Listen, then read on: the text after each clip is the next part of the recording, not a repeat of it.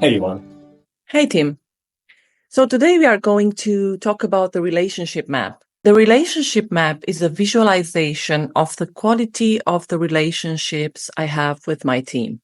It helps me understand, develop, and improve where necessary the relationships between people so they work together more effectively. Now, the main purpose of it is to put the picture of the team in front of me as a team leader. I would like to talk about the symbols in the relationship map for a little bit. So could you tell us more about that, Tim? Yeah, so in this particular relationship map, we have three people in the middle. I've no idea why we've got three people in the middle, but it represents the fact that there could be a leadership team, for example, with a team leader and a product manager and a solutions architect, for example, or a project manager with a second project manager and then their boss. And but normally you would just find one person in the middle, which would be the lead themselves. Then on the outside, top left, you've got people who maybe work for a different institution or a company.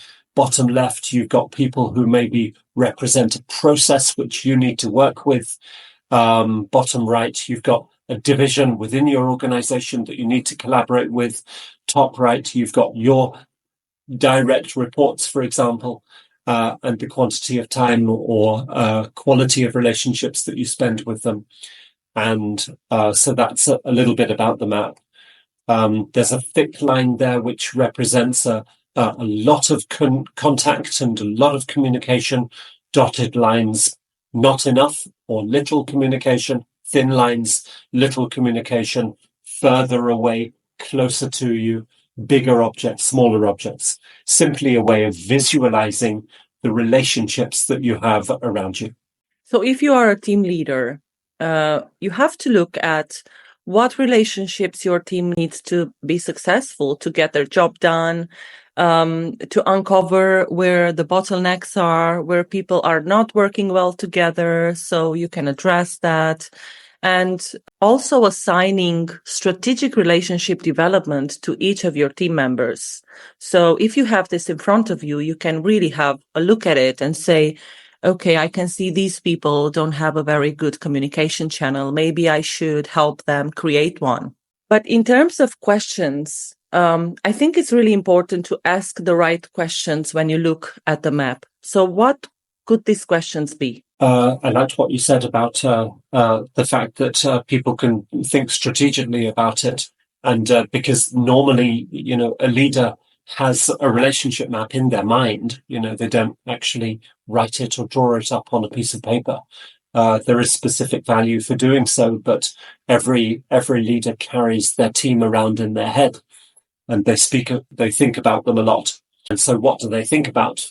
They think about who needs development, who doesn't need development, what skills do I need to further the objectives of our team within the organization, who can I trust? Yeah, it's like who can I go to when I need very significant help?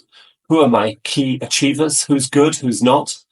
Who are my A's, my B's, my C's? Slightly diplomatically correct, but it's what people do.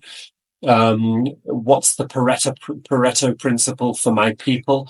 Which 20% of my people bring me 80% of my productivity? Do I spend enough time with the good people? It's a very interesting one.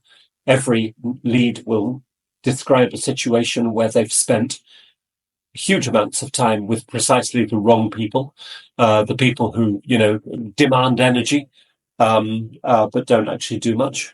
Do I have a successor? A very, important question. For some organizations, much more important than others. But do I have somebody who I'm developing into a particular direction and role? So it links also to development plans for the individuals. Then back to what you were saying at the beginning. Are we fit for purpose? Yeah. Are we set up in the right way so that we can deliver what we need to our internal customers, external customers? Or do we need to change? So this is the relationship map as it is. Do we need to change this in order to provide the necessary services and products to our organization that are expected of us? Yeah, so Another thing that I find very important. So when you are thinking about completing your relationship map, drawing it from your own point of view, you have to pay attention to the fact that it is your point of view, Yeah. and you are using certain criteria to determine the importance of the relationships, and you will make a lot of assumptions, which will show you where are the areas you need to focus on.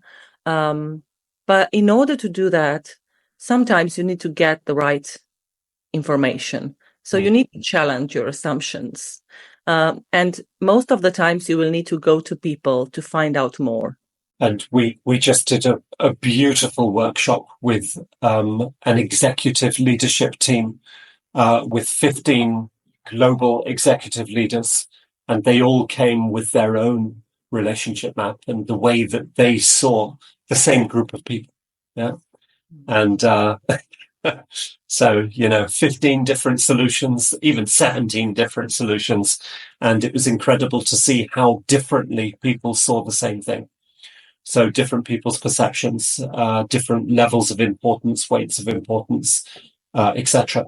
And the reason behind the exercise that we did there was precisely to get people looking at a group of resources, at least in one or two or three similar ways, so that they could have relevant discussions on where the product of the organization was coming from.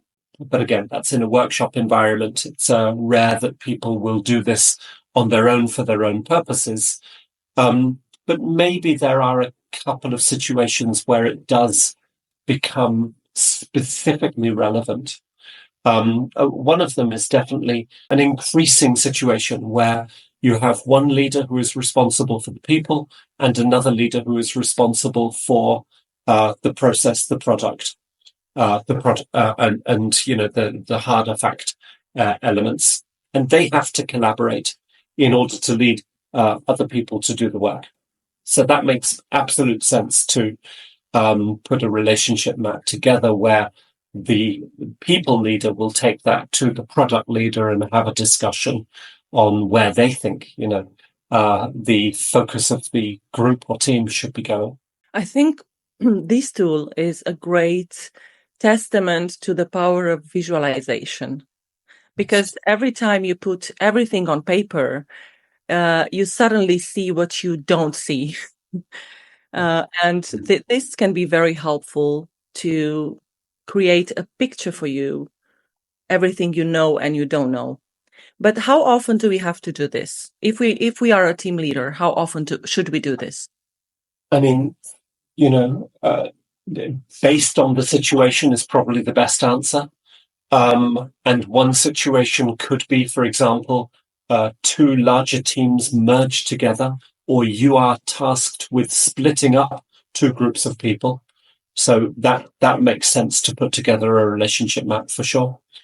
When you're entering into a new job and you're going into a new role as a leader, then after 3-4 weeks, you'll probably be, you'd probably be able to put together your first impression of a relationship map, and then to share that with your team from the perspective of, do I get this right? Do I understand this correctly? What are your opinions about, what our product and services that we offer into the organization, and are there any areas for improvement? Or once a year, once every 18 months, really very much situational dependent. But the point that you make about the visualization being important, imagine you've got two planning tools which are fit for visualization purposes.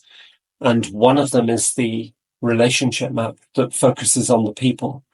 And the other one is the leadership cockpit that focuses on all of the things that you perceive that you need to do, therefore your team needs to do.